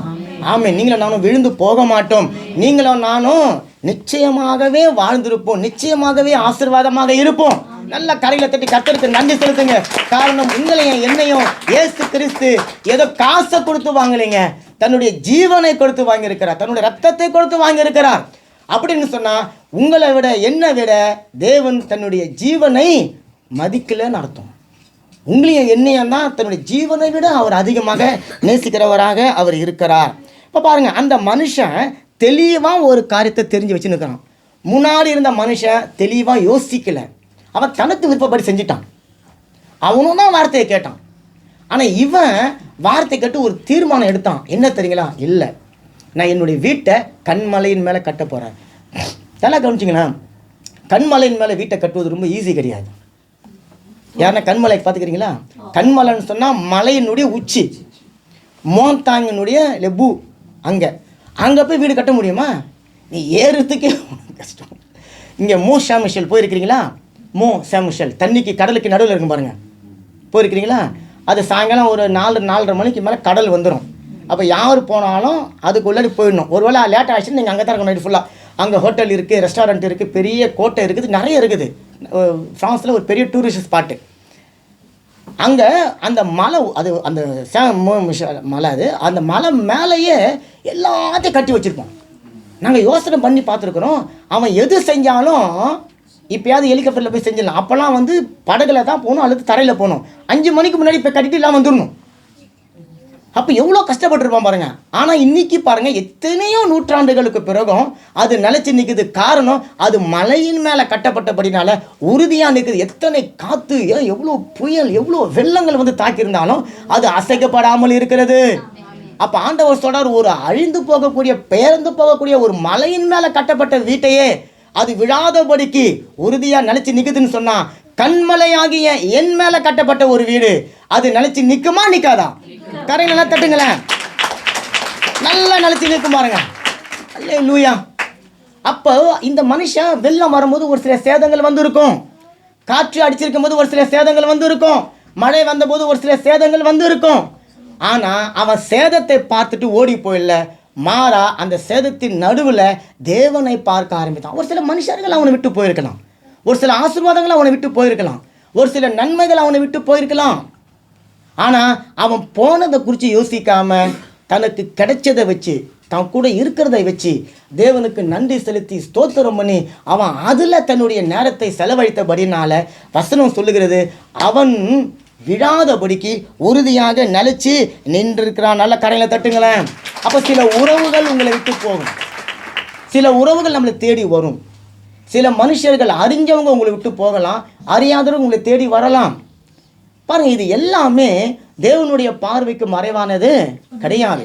அவருக்கு தெரியாமல் உங்களை இன்னும் யாரும் பாருங்கள், என்னை தொடுகிறவன் அவருடைய கண்ணின் மணியை அப்படின்னு சொன்னால் எங்கே இருக்கிறார் இயேசு? இப்போ அவர் வந்து உங்களையே தாங்க பார்த்துனுக்கிறார். இப்போ கண்ணை விரிச்சு வச்சுன்னு பார்த்துனுக்கிறாங்க. உங்களை ஒருத்தன் தொட்டாலும் அது இயேசுடைய கண்ணை தொடுற மாதிரிங்க. அப்படின்னு சொன்னால் இயேசு கிறிஸ்துனுடைய 24/7 உங்களையும் என்னைய பார்த்து கொண்டு இருக்கிறது அவனுடைய வேலை. காரணம், நீங்களும் நானும் தான் அந்த கண்மலையின் மேலே கட்டப்பட்டிருக்கிறனால கரைகளை தட்டுங்களேன். அப்போ பாருங்கள், எல்லாம் நம்மளை விட்டு மாறி போகும், நம்மளுடைய இளமை மாறும், எல்லாமே மாறும். ஆனால் கிறிஸ்து மாறாமல் இருப்பார். அதனால தான் வசனம் சொல்லுது, அவர் நேற்றும் இன்றும் என்றும் மாறாதவராகவே இருக்கிறார். நல்ல கரைகளை தட்டுங்களேன். அல்லேலூயா. அவர் மாற மாட்டார். மனிதர்கள் மாறுவாங்க, சூழ்நிலைகள் மாறும். அல்லேலூயா. நம்மளை சுற்றி இருக்கிற எல்லா காரியங்களும் மாறும். ஆனால் அவர் மட்டுமே என்றென்றைக்கும் மாறாதவராகவே அவர் இருக்கிறார். அதனால தான் 400, 1000, 2000, 3000 வருஷத்துக்கு முன்னாடி ஆராய்ச்சிங்களும் அப்பான்னு கூப்பிட்டாங்க. நாமளும் அவரை அப்பான்னு கூப்பிட்றோம். இன்னும் எத்தனை வருஷம் கழிச்சு போனாலும் அவரை நம்ம அவ்வளோதான். அதுலேருந்து அவர் மாறப்போகிறவ கிடையாது. மனுஷன் மட்டும்தான் நம்மளை மாறுவான். அப்போ உங்களுடைய அஸ்திபாரம், என்னுடைய அஸ்திபாரம், அதை தேவன் சொல்கிறாரு, மெனக்கட்டு சொல்கிறாரு, அதை நீங்கள் கண்மலையின் மேலே கட்டுங்க, கண்மலையின் மேலே கட்டுங்க. அப்போ அந்த கண்மலை ஏன் தேவனுக்கு ரொம்ப பிரியன்னு சொன்னால், அந்த கண்மலை தான் உங்களுக்காக எனக்காக அடிக்கப்பட்டது. மோசேக்கிட்ட ஆண்டவர் சொல்கிறார், என்ன நீ பார்க்கணும்னு சொன்னால் நான் உனக்கு ஒரு இடம் வச்சிருக்கிறேன், என்னை நீ கண்ட இடத்துல பார்த்துட முடியாது. ஆனால் இயேசு சொல்கிறாரு, என்னை தொழுது கொள்ளுகிற காலம் வரும், எங்கே நீங்கள் தொழுது கொள்ளலாம். ஆனால் அங்கே சொல்கிறாரு, என்னை நீ பார்க்கணும்னு சொன்னால் அதுக்கு ஒரு இடம் இருக்குது, அங்கே அந்த கண்மலை அண்டையில் நீ வரணும். அந்த கண்மலை யாரு? கூட சொன்ன இயேசு. அப்போ பிதாவை பார்க்கணும்னு சொன்னால் இயேசுவை மூலமாக தான் பார்க்க முடியும். இயேசு வழியாகத்தான் நீங்க பிதாவை பார்க்க முடியும். பிதாவை ஒருவனும் ஒரு காலமும் கண்டதில்லை வேதம் சொல்லுது. ஆனா இயேசு சொல்றாரு, என்னை கண்டவன் பிதாவை கண்டான். வசனம் கரல் தட்டுங்க நல்லா. பிதாவை ஒருத்தனை பார்க்க முடியாதுங்க. ஆனா ஆண்டவர் என்ன நீ பார்த்துன்னு சொன்னா பிதாவை பார்க்கணும். அப்ப என்ன அர்த்தம்னா, என்னை பார்த்தா நீ பிதாவை பார்க்க முடியும் அப்படின்னு சொன்னா, கண்மலை கிட்ட நீ வந்துட்டினா, கண்மலை மேல உன் வீட்டை நீ கட்டிட்டேன்னு சொன்னா, கண்மலையை உன்னுடைய அஸ்திபாரமாக நீ வச்சிட்டேன்னு சொன்னா, நீ பிதாவோடு கூட இருக்கக்கூடிய ஒரு வாழ்க்கையில், உன்னதமான ஒரு வாழ்க்கையில், மகிமையான ஒரு வாழ்க்கையில் நீங்கள் நானும் வாழக்கூடியவர்களாக நம்ம இருப்போம். அங்கே உங்களுக்கு ஆபத்துகள் வரும், பிரச்சனைகள் வரும், போராட்டங்கள் வரும், கடன் வரும், அது வரும், இது வரும், எது வந்தாலும் நீங்கள் தேவனுடைய அந்த கண்மலையாகிய கிறிஸ்து இடத்துல வந்து நின்று கரங்களை உயர்த்தி ஆராதிக்க ஆரம்பிச்சுட்டா, சூரியனை கண்ட பனியை போல அவைகள் எல்லாம் விலகி தூரமாய் ஓடி போய்விடும்ல. கரங்களை தட்டுங்களேன். ஆனால் இங்கே கிறிஸ்துவின் மேலே கட்டப்பட்டபடினால அந்த வீட்டை குறித்து தான் வேதம் சொல்லுகிறது, அதை ஒரு நாளும் பாதாளத்தின் வாசல்கள் மேற்கொள்ளாது. பாருங்க, என் சபையை நான் கட்டுவேன், பாதாளத்தின் வாசல்கள் அதை மேற்கொள்ளாது. அப்போ உங்களுடைய வீட்டை, என்னுடைய வீட்டை பாதாளத்தின் வாசல்கள் மேற்கொள்ள வருமா? வரும், மேற்கொள்ள வரும். உங்களுடைய என்னுடைய வீட்டை மேற்கொள்ள வரும். இப்போ சகோதரி வீடு கத்துன்னு வச்சுங்களேன், பிசாசு இந்த வீட்டுக்கு இந்த தெரு பக்கம் வருவான், வந்து அந்த கதவு கிட்ட கூட நிற்பான். அந்த காலிங் பெல் மேலே அப்படி கையை வைக்கும் போது அவன் கை எடுத்துரும். ஏன்னா அந்த காலிங் பெல் மேலே என்ன இருக்குதுங்க? இயேசுவோட ரத்தம் இருக்கிறது. சரி, இந்த ஜன்னலை பக்கம் வந்து முயற்சி பண்ணலாமா, மூடிக்கிற ஜன்னலை தட்டிக்கிட்டு பார்க்கலாமான்னு சொல்லி ஜன்னலுக்கிட்ட வருவான். வந்து அவன் கண்ணுக்கெல்லாம் அப்படியே, ஏன்னா ரத்தம் இருக்கிறது. உங்களுடைய வீடு, நீங்கள் வாழுற வீடு, வாழுற தெரு, வாழுற நகரம், எல்லாவற்றிலையும் தேவன் உங்களை மட்டும் பிரித்தெடுத்து வச்சிருக்கிறாரு. காரணம், நீங்கள் அந்த கல்லாகிய இயேசு கிறிஸ்து மேலே கட்டப்பட்டு இருக்கிறீங்க, அஸ்திபாரமாக அவரை நீங்க வச்சிருக்கிறீங்க. அப்படின்னு சொன்னா, உங்களை தொடுகிறவனுடைய கண்ணின் மணியை தொடுகிறான்னு சொன்னா, இயேசு கிறிஸ்து எவ்வளவு விழிப்போடு உங்களை என்னையும் அவர் காத்துக்கொள்கிறவராக இருக்கிற இந்த கல்லின் மேல் என் சபையை நான் கட்டுவேன். அப்போ எந்த ஒரு மனுஷன் இயேசு கிறிஸ்துனுடைய கல்லின் மேலே ஒரு சபை அல்லது வீட்டை அல்லது குடும்பத்தை அல்லது வாழ்க்கையை கட்டுகிறானோ, அவனை பாதாளத்தின் வாசல்கள் மேற்கொள்ளாது. பாதாளத்தின் வாசல்கள் அதுதான் அந்தகாரத்தின் வாசல்கள், அதுதான் பிசாசினுடைய கூடாரம், அதான் துன்மார்க்கத்தினுடைய கூடாரம், சாத்தானுடைய கூடாரம். அந்த பாதாளத்தின் வாசலுக்கு ஒரு வல்லமை உண்டு. பாதாளத்தின் வாசல்கள் ஏதோ ஒன்று கெடுக்கிறதுக்காக வர ஆரம்பிக்குது. அப்போ இந்த வீட்டில் நம்ம இன்னைக்கு கூடி ஆராதிக்கிறோம்னு சொன்னால், இந்த வீட்டார் ரசிக்கப்பட்டுட்டாங்க, இந்த வீட்டில் இருக்க ரசிக்கப்பட்டுட்டாங்க. அதற்காக தேவன் நீங்க ஆராதிக்கல, இந்த வீட்டை சுற்றி இருக்கிறவங்க ரசிக்கப்பட வேண்டும். தேவன் நீங்க ஏதோ ஒரு பெரிய எழுப்புதல் அவர் கட்டளையிட போகிறார், பெரிய ஆத்துமாக்களை அறுவடை செய்ய போகிறார். அதை நான் தடுக்கணும், அதை நான் கெடுக்கணும். அப்போ பாதாளத்தின் வாசலிலிருந்து புறப்பட்டு வரக்கூடிய ஆவிகள் வந்து அதை சேதப்படுத்தணும். ஆனால் ஆண்டவர் சொல்றார், இல்லை, இந்த வீட்டில் ஜெபிக்கிற ஒரு சந்ததி இருக்கு, இந்த வீட்டில் ஜெப ஸ்தம்பம் நட்டப்பட்டு இருக்கிறது. இங்கே நீங்கள் கூடி தேவனை ஆராதிக்கும் போது இங்கேருந்து எழும்பக்கூடிய அந்த புகை மண்டலம் இந்த தெருக்களில், இந்த வீதிகளில், இந்த ஊர்களில் இருக்கக்கூடிய ஜனங்களுடைய இருதயத்தை அது தொடப்போகிறது. அதுக்காகத்தான் தேவன், அதன் பிறகு பாருங்க, ஒரு ஆசீர்வாதமான ஒரு காரியங்கள், சில ஆத்துமாக்களை குறித்த காரியங்கள், சபை ஜனங்களை குறித்த காரியம், தேவன் என்ன செய்ய போகிறதை குறித்த காரியங்கள், பயத்தோடு நடுக்கத்தோடு குழப்பத்தோடு இருந்தோமே, அதற்கெல்லாம் ஒரு தெளிவான சிந்தனையை தேவன் அவர் வெளிப்படுத்துகிறவராக இருக்கிறாரு. அப்போ உங்களுடைய வீடு, என்னுடைய வீடு கண்மலையின் மேலே கட்டப்படும். பாருங்க, இந்த தெரு பக்கம் எத்தனையோ பேர் போகிறாங்க, எத்தனையோ பேர் போகிறாங்க, எத்தனையோ பேர் வராங்க. ஆனால் நீங்களும் நான் வந்த அந்த வீட்டுக்கு அது திறக்கப்படுதா, திறக்கப்படலையா? அதுதான், இந்த வீட்டுக்கு உரியவர்கள் வந்தால் கதவு திறக்கப்படும். இந்த வீட்டுக்கு உரியவங்க வரலன்னா கதவு இங்கே எத்தனை தட்டுனாலும் திறக்கப்படாது. காரணம், இயேசு கிறிஸ்துவோடைய பரிசுத்த ரத்தம் இந்த வீட்டின் மேலே இருக்கிறதுனால. கரையில் தட்டுங்களேன். அப்போ இந்த வீடுன்னு சொன்னால் ஏதோ இந்த வீடு கிடையாது, வீட்டில் இருக்கிறவங்க. அப்போ உங்கள் மேலே, அப்போ இதை நீங்கள் ஒவ்வொரு நாளும் அறிக்கை சொன்னீங்க, என் மேலே இயேசுவின் ரத்தம் இருக்கு, என்னுடைய ஆவி ஆத்மா சரீரத்தின் மேலே ரத்தம் இருக்கிறது. என்னுடைய வீட்டு நிலைக்கால்கள் மேலே ரத்தம் இருக்கிறது. சிலர் சொல்லுவாங்க பொருள் மேலே ரத்தம் பூசக்கூடாது. நான் பலமுறை சொல்லிக்கிறேன், எபிரேயரில் சொல்லப்படும் தெளிக்கப்பட்ட ரத்தத்திற்கு நீங்கள் வந்து சேர்ந்து இருக்கிறீங்க. இயேசுவின் ரத்தம் சிந்தப்பட்டதனுடைய நோக்கமே உங்களையும் என்ன பிரித்து எடுக்கணும். கேட்டால் அது உயிரற்ற பொருளாம். இது உயிரற்ற பொருள். சாப்பாடு மேலே ரத்தம் பூசக்கூடாது. அப்போ என்ன காரணம்? பலி சொல்லுது, வசனம் சொல்லுது, பலிபீடத்தின் மேலே வைக்கப்பட்ட எல்லாமே அந்த மிருகத்தின் ரத்தத்தினால சுத்திகரிக்கப்படுகிறது. பலிபீடத்தின் மேலே என்னென்ன இருக்கும்? பலி பொருள் இருக்கும், கொரடா இருக்கும், அந்த மாறி கொட்டுறது இருக்குது, எல்லாமே இருக்குது. எல்லாம் தூப கலசம் இருக்குது, நெருப்பு இருக்குது, எல்லாமே ரத்தத்தினால சுத்திகரிக்கப்படுது. அப்போ இந்த வீட்டின் மேலே இயேசு கிறிஸ்துவோட ரத்தம் பூச நல்லா ஜெபம். ஆமென். நல்லா ஜெபம், ஜெபிங்க. ஆமென். நான் எங்கள் வீட்டில் போய் ஒரு மூளை நின்று இப்படி ஜெபம், இயேசு ரத்தத்தை பூசுறேன், கணப்பை மேலே இயேசு ரத்தத்தை பூசுறேன், டிவி மேலே பூசுறேன். ஏன் அந்த டிவியில தான் பிசாசு வருது, ஃபோன் மேலே பூசுறோம், அதெல்லாம் தான் வருது, கதவு மேலே பூசுறோம் வருது, கார் மேலே பூசுறோம். பூசுங்க. இப்போ ஆண்டவர் என்ன சொல்றாரு? பிரயோஜனமானவைகளை போதித்து. எதுக்கு போதிக்கிறோம்? நீ நடக்க வேண்டிய வழியில உன்னை நடத்துகிற. அப்போ உனக்கு பிரயோஜனமானவைகளை பேசுறோம். நம்ம எதை பேசுறோம்? ஒரு சிலர் எதை பேசுறோம்? ஆமா, வேற சிலர் என்ன பண்றோம்? இது அது, புரிதுங்களா? அப்ப இந்த மாதிரியான காரியங்கள்லாம் வரும் பொழுது அது உங்களுடைய விசுவாசத்தை, பைபிள் விசுவாசத்தினால வராது எல்லாமே பாவம். விசுவாசத்தினால உங்களுக்கு ஒன்று வரலன்னா பாவம். இப்போ இங்க வந்து உட்காந்துக்கிறீங்க, உதாரணத்துக்கு விசுவாசத்தான் நீங்க வந்திருக்கிறீங்க. இங்க வந்தா தேவன் என் சத்தத்தை கேட்பா, எனக்கு நன்மையை செய்வா. ரெண்டாவது, நான் அங்கே போகிறது தேவனை பார்க்க போகிறேன். வந்தீங்க, உங்களுக்கு இன்னைக்கு ஆசீர்வாதம். ஆனால் இப்போ நான் வந்தது ஒன்றுமே கிடையாது, நான் சகோதரி வீட்டை பார்க்க வந்தேன் அப்படின்னு வரேன் வச்சுக்கலாம். உதாரணத்துக்கு அதில் எனக்கு என்ன ஒரு பிரயோஜனமும் இல்லை, நான் நாளைக்கு கூட அவங்களுக்கு வந்து பார்க்கல. இல்லை, உதாரணத்துக்கு சொல்கிறேன். அப்போ உங்களுடைய சிந்தனை, அதுதான் ஆண்டவர் சொல்ற, கண்மலையாகிய அஸ்திபாரத்தின் மேலே கட்டப்பட்டிருக்கிறவன் அதைத்தான் பார்த்துன்னு இருப்பான். அவனுடைய நம்பிக்கை செவுத்து மேலே இருக்காதுங்க, அவன் நம்பிக்கை சீலிங் மேலே இருக்காதுங்க, அவன் நம்பிக்கை கீழே இருக்கும். ஆமேன். அதுதான் ஆண்டவர் சொல்றார், கட்டணும். அப்போ மனுஷர்கள் வந்தாலும் மனுஷர்கள் போனாலும் வசனம் சொல்லுது, சபை நிலைத்து நிற்கும், குடும்பம் நிலைத்து நிற்கும், கர்த்தர்கள் நினைச்சு நிற்பாரு. ஆமேன். நம்ம வீட்டில் பாருங்களேன், நம்ம ரொம்ப அன்பு செஞ்ச அப்பா, அவர் ஒரு வயசில் நம்மளை விட்டுட்டு போயிடுவார். நம்ம எல்லாம் தற்கொலை பண்ணிக்கணுமா? இல்லை. கொஞ்ச நாளுக்கு அப்புறம் நேசிக்கிற அம்மா போயிடுவாங்க. அப்புறம் ஒரு தலை போயின்னு இருக்கும், ஆனால் குடும்பம் நினச்சினே இருக்கும். ஆனால் இப்போ இறந்து போன அப்பாவத்துக்கு தலைமையில் வச்சுக்கின்னு உட்காந்து நம்ம யாரும் கவலைப்பட்டு துக்கம் பண்ணிக்கொண்டு இருக்க போகிறது கிடையாது. காரணம், எல்லாருமே ஒரு நாள் நம்மளை விட்டு விலைக்கு போகக்கூடியவங்க தான். ஆனால் போனவங்களை நினச்சி நீங்கள் ஒப்பாரி வச்சுன்னு வேதனை வச்சுன்னு 40, 16, 20, 50, 100ன்னு சொல்லி இன்னும் 100வது பிறந்தநாள்லாம் செத்து போனவங்களை கொண்டாடி கொண்டு இருக்கிற இந்த காலத்தில் உயிராக இருக்கிறவங்களுக்கு நீங்கள் ஒரு டம்ளர் தண்ணி வந்து கொடுங்க. ஆண்டவர் சொல்கிறார், அதனுடைய ஆசீர்வாதம் உங்களுக்கு பல மடங்கு திரும்ப நாள் கரையில் தட்டுங்களேன். அப்போ ஆண்டவர் சொல்கிறாரு, சபை, குடும்பம், வாழ்க்கை, பிள்ளைகள் கிறிஸ்துவின் மேலே கட்டப்பட்டு இருக்கிறபடினால அவங்க அசைக்கப்படாமல் இருப்பாங்க. சரி, எப்படி கட்டணும் அதை மட்டும் சிம்பிளாக பார்த்து முடிப்போம்.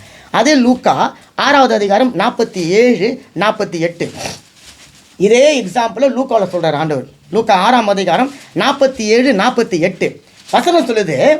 47, 48 என்னிடத்தில் வந்து என் வார்த்தைகளை கேட்டு அவைகளின்படி செய்கிறவன் யாருக்கு ஒப்பாக இருக்கிறான் என்று உங்களுக்கு காண்பிப்பேன். ஆண்டவர் பாருங்களேன், பிள்ளைங்களை கூட்டு எக்ஸிபிஷனுக்கு போயிட்டு காட்ட போகிறது போல் உங்களையும் என்ன கையை பிடிச்சிட்டுன்னு போகிறார். போயிட்டு அவர் சொல்கிறாரு, நான் சொல்கிற என்னுடைய வார்த்தையின்படி கேட்டு நடக்கிறான் ஒரு மனுஷன், அவன் எப்படி இருக்கிறான்னு சொல்லி நான் உங்களுக்கு காட்டுறான், வா வா வா வா அப்படின்னு சொல்லி இட்டுன்னு போகிறேன். இப்போ நான் உங்களுக்கு அதான் செஞ்சுன்னுக்கிறேன், நீங்களாம் உட்காந்துருந்தாலும் நான் உங்களை இட்டுன்னு போகிறேன், இட்டுன்னு போய் எக்ஸிபிஷன் மாதிரி காட்ட போகிறேன். பாருங்கள், கர்த்தருடைய வார்த்தையின்படி ஒரு மனுஷன் வீடு கட்டுறானே, அவன் எப்படி பட்டவன் சொல்லி நான் உங்களுக்கு காண்பிக்கிறேன் அப்படின்னு சொல்லிட்டு அவர் சொல்கிறாரு. அவன் எப்படி கட்டினானா, வசனம் சொல்லுது, ஆழமாய் தோண்டி கற்பாறையின் மேல் அஸ்திபாரம் போட்டு வீடு கட்டினானா. பாருங்க, இப்போ அவன் கண்மலையின் மேலே வெறும் அஸ்திபாரத்தை மட்டும் போட்டவனா இல்லையா, அங்கே ஆழமாய் தோன்றானா. இந்தமாரி நம்ம செஞ்சுருக்கணும், செய்யணும் என்பதை நமக்கு தேவன் காண்பிக்கிறார்.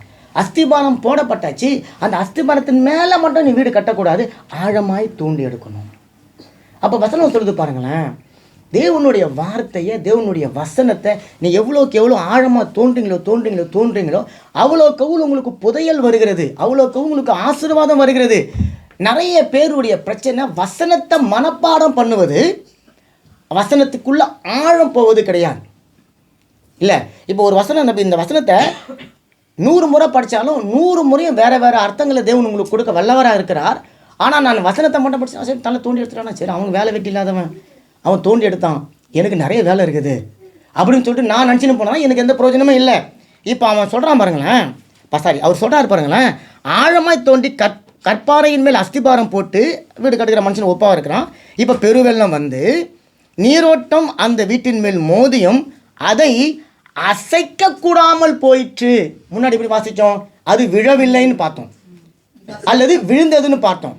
இங்கே அது மேலே மோதியும் அதை அசைக்க கூடாமல் போயிட்டான். என்னங்க இந்த அர்த்தம் புரியுதுங்களா உங்களுக்கு? அவன் நார்மலாக அசையணும், அவ்வளோ விஷயம் வந்து அவனை அட்டாக் பண்ணால் அவன் அசையணும்.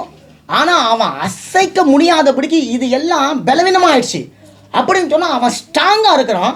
ஏன் ஸ்ட்ராங்காக இருக்கான்னு சொன்னால் ஆழமாய் தோண்டி கட்டியிருக்கிறான். நல்லா கரையில் தட்டுங்களேன். இதைத்தான் ஆண்டவர் சொல்கிறார். நம்ம சபையில் ரெகபத் புதுவாழ்வு சபையில் இருக்கிறவங்க ஆழமாய் தோண்டி கண்மலையின் மேலே வீடு கட்டினவனை போல இருக்கணும் அப்படின்னு சொல்லி அவர் சொல்கிறார். ஆழமாய் தோண்டுவது. அப்போ ஆழமாய் தோண்டுகிறது என்பது என்னத்தை குறிக்குதுன்னு சொன்னால் ஸ்ட்ராங்காக இருக்கிறது, நிலைத்து நிற்கிறது, உறுதியாக இருக்கிறது. ஒரு பிரச்சனை வந்து நம்ம போயிடக்கூடாது, அப்படி போயிடக்கூடாது. ஆனால் உறுதியாக இருக்கணும், ஸ்ட்ராங்காக இருக்கணும். அப்போ எப்படிப்பட்ட காரியத்தில் இருக்குது அப்படின்னு சொன்னால் இந்த ஆழமானு சொல்லுது விசுவாசத்தை சொல்லுது. விசுவாசத்துக்குள்ள ஆழமாக என் கர்த்தர் செய்வார், என் தேவன் எனக்காக யாவை செய்து முடிக்க அவர் வல்லவராக இருக்கிறார். அப்போ இந்த ஆழம் நம்ம ஜபத்தில் ஆழமாக இருக்கணும். ஏதோ ஒரு சில சூழ்நிலைகளுக்காக ஜெபித்து ஜெயம் எடுக்கிறவங்களாக இல்லை. கொடுத்தாலும் கர்த்தருக்கு ஸ்தோத்திரம், எடுத்தாலும் கர்த்தருக்கு ஸ்தோத்திரம் அப்படின்ற கூடிய ஒரு யோபுனுடைய மனநிலைக்குள்ளே வரணும். இன்னைக்கு நம்ம இங்கே இருக்கிறோம், கர்த்தருக்கு ஸ்தோத்திரம். நாளைக்கு இது 4 மடங்கு பெருகும், கர்த்தருக்கு ஸ்தோத்திரம். இந்த இடம் பெரிதாக மாறும், கர்த்தருக்கு ஸ்தோத்திரம். அல்லது நான் எதிர்பார்த்த நேரத்தில் அது நடக்கல, கர்த்தருக்கு ஸ்தோத்திரம். ஏன்னா அவர் அதனாதன காலத்தில் செய்கிறவர். உங்கள் காலம் என் காலம்னு ஒன்று வச்சுன்னு இருப்போம். ஆனால் தேவன் சொல்கிற அந்த காலம் பொல்லாத காலம், என்னுடைய காலம் உங்களுக்கு நற்காலம். அந்த காலத்தில் நான் உங்களுக்கு ஒன்று செய்ய விரும்புகிறேன். அப்போதான் உங்கள் வாழ்க்கை ஆசீர்வாதமாக இருக்கும். உங்கள் சபை கட்டப்படும், உங்கள் குடும்பம் கட்டப்படும், உங்களுடைய பிள்ளைகள் வாழ்க்கை கட்டப்படும். நான் நினைக்கிறேன் இது இருந்தால் நல்லா இருக்கும், இவங்க இருந்தால் நல்லா இருக்கும், அந்த காரியம் இருந்தால் நல்லா இருக்கும், இந்த காரியம் இருந்தால் நல்லா இருக்கும். அப்போ உன் நம்பிக்கை யார் மேலே இருக்கு? நாசில சுவாசம் உள்ள மனுஷன் மேலே பட்டுதலா இருப்பதை பார்க்கலும் ஜீவன் உள்ள தேவன் மேல பட்டுதலா இருப்பதே சிம்பிளா முஸ்டர் ஆண்டவர். இப்படி கையை வச்சா நமக்கு மூச்சு வருதா? அப்ப நம்ப கூடாது, ஏன்னா எப்பயும் உள்ள நின்றுடும். ஆண்டவர் சொல்ல ஜீவனுள்ள தேவன் ஒருத்தர் இருக்காரு, அவர் மேலே நம்பணும். அப்போ ஏதோ ஒன்று நடந்துருச்சு பயந்துடுறோம், ஏதோ ஒன்று போயிடுச்சு பயந்துடுறோம். நானும் தான், நீங்களும் தான். ஆனால் ஆண்டவர் சொல்ற அப்போ உன் நம்பிக்கை போனது மேலே இருக்குது, நம்பிக்கை இருக்கிறது மேலே இருக்குது, நம்பிக்கை இங்கே மேலே இருக்குது, நம்பிக்கை அது மேலே இருக்குது. ஆனால் இங்கே இல்லை. ஆமாம், ஒருத்தர் இல்லை, ஆனால் அவர் இருக்கிறாரு. நான் அவர் மேலே நம்பிக்கை வச்சுன்னு இருக்கிறேன், ஆகவே நான் அசைக்கப்பட மாட்டேன்.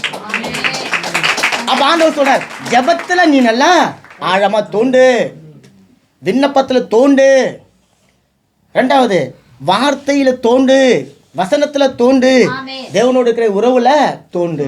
இப்போ உதாரணத்துக்கு பாருங்களேன், சாதாரணமே நம்ம பாஸ்ட்டுக்கு ஜெபிக்கணும், விசுவாச குடும்பத்துக்கு ஜெபிக்கணும், ஆத்துமாக்களுக்கு ஜெபிக்கணும் சொன்னால் நம்ம ரெகுலராக ஜெபிக்கிற ஒரு ஜெபம் இருக்குது, தப்பு கிடையாது, நல்ல ஜெபம். ஆனால் நம்ம வித்தியாசமாக கண்டுபிடிக்கணும், வேற ஒன்று கண்டுபிடிக்கணும், இல்லை வேற ஒன்று யோசிக்கணும். ஏன்னா அந்த ஜெபம் ஏதோ ஒரு லாக் பண்ணது கிடையாது, அது சுதந்திரம். புது புது காரியங்கள் யோசிச்சு நீங்கள் ஜெபிக்கும் பொழுது தேவனுடைய இருதயத்தை நம்ம மாற்ற போகிறது கிடையாது, மாறா எனக்குள்ள விசுவாசம் பெருகும். ஆமீன்.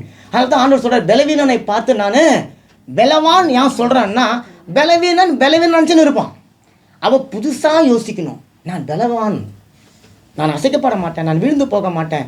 ஆனால் நிறைய சூழ்நிலைகள் நமக்கு விரோதமாக தான் வருது. அதுதான் ஆண்டவர் சொல்கிறார், நீ ரொம்ப யோசனை பண்ணி அந்த அஸ்திபாரத்தின் மேலே வீட்டை கட்ட தேவையில்ல, நான் உனக்காக அந்த வீட்டை கட்டுறேன். தாவீது சொல்கிறான், தேவனுக்காக நான் ஒரு வீடு கட்டணும். ஆண்டவர் சொல்கிறார், எனக்கு கட்டுறது போதும், நான் முதல்ல உனக்கு ஒரு வீட்டை கட்டுறேன். எரேமியா 31 எடுங்க, அந்த ஒரே ஒரு வசனம். எரேமியா 31:4 சொல்லுது, இஸ்ரவேல் என்னும் கன்னிகையே, மறுபடியும் உன்னை கட்டுவிப்பேன், நீ கட்டப்படுவாய், மறுபடியும் நீ மேல வாத்தியத்தோடும் ஆடல் பாடல் செய்கிறவர்களின் களிப்புள்ள கூட்டத்தோடும் புறப்படுவாய். இந்த வசனம் சொல்லுது, இஸ்ரவேல் என்னும் கன்னிகையே. யார் இது? நாம தான். வேற அர்த்தத்தை சொல்ல போனா வேற யார் இது? சபை. இஸ்ரவேல் என்னும் கன்னிகை சபை. ஏன்னா தேவனுக்கு சபை என்பதுதான் அவருடைய மனவாட்டி. அப்ப அந்த சபைக்குள்ள யார் இருக்கிறோம் அப்படின்னு பார்த்தா நாம எல்லாரும் இருக்கிறோம். நாமெல்லாம் அவருக்கு மனவாட்டி. ஆமீன், ஆமீன் தானே? நாமெல்லாம் மனவாட்டி. இப்ப ஆண்டவர் சொல்றார், இஸ்ரவேல் என்னும் மனவாட்டியே, என்னுடைய மனைவியே, என்னுடைய கன்னிகையே, ஆண்டவர் நான் உன்னை கட்டுவேன்னு சொல்லல. வசனம் எப்படி சொல்லுது? நோ, வசனம் ஒழுங்கா படிங்க. மறுபடியும் அப்படின்னு சொன்னா இப்ப நீ கட்டப்படாம இருக்கிற, இப்ப நீ விழுந்து போயிருக்க, ஏதோ தளர்ந்து போயிருக்கிற, ஏதோ ஆடி போயிருக்குது, ஏதோ சில விஷயங்கள் வந்து அப்நார்மலாக இருக்குது. இப்போ நீ வந்து லூஸ் ஆகிட்ட, உன் கயிறுகள்லாம் தளர்த்தப்பட்டுடுச்சு. இப்போ இந்த இடத்துல வந்து ஒரு 50 கோலை வச்சு நான் கட்டுறேன். அந்த 50 கோல் கட்டினேன், ஸ்ட்ராங்காக இருந்துச்சு. உள்ளது ஒரு 10 தூக்கி வெளியே போட்டேன். இப்போ என்ன ஆகும்? லூஸ் ஆகிடும். அப்படி தான் இருக்குது. இப்போ அப்படி தான் இருக்குது.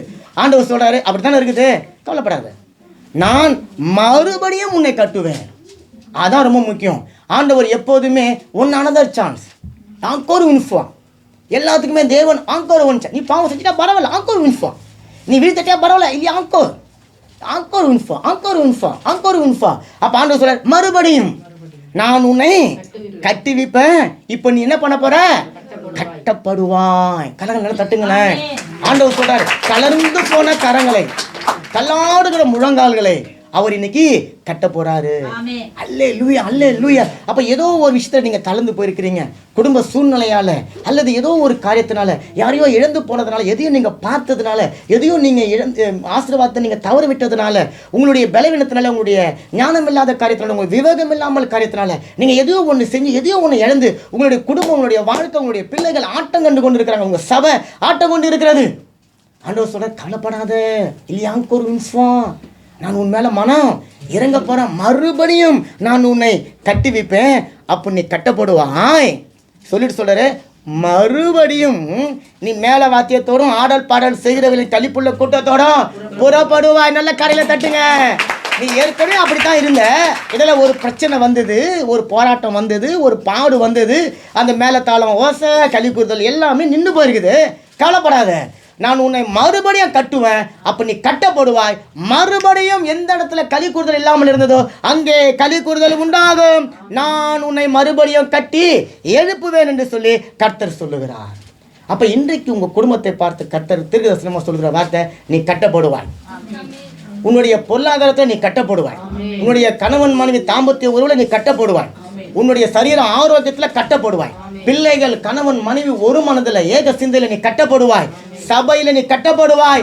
சபை கட்டப்படும். யெகோவா தேவனுடைய நாமம் சபையில மகிமை அடையும். அல்லேலூயா.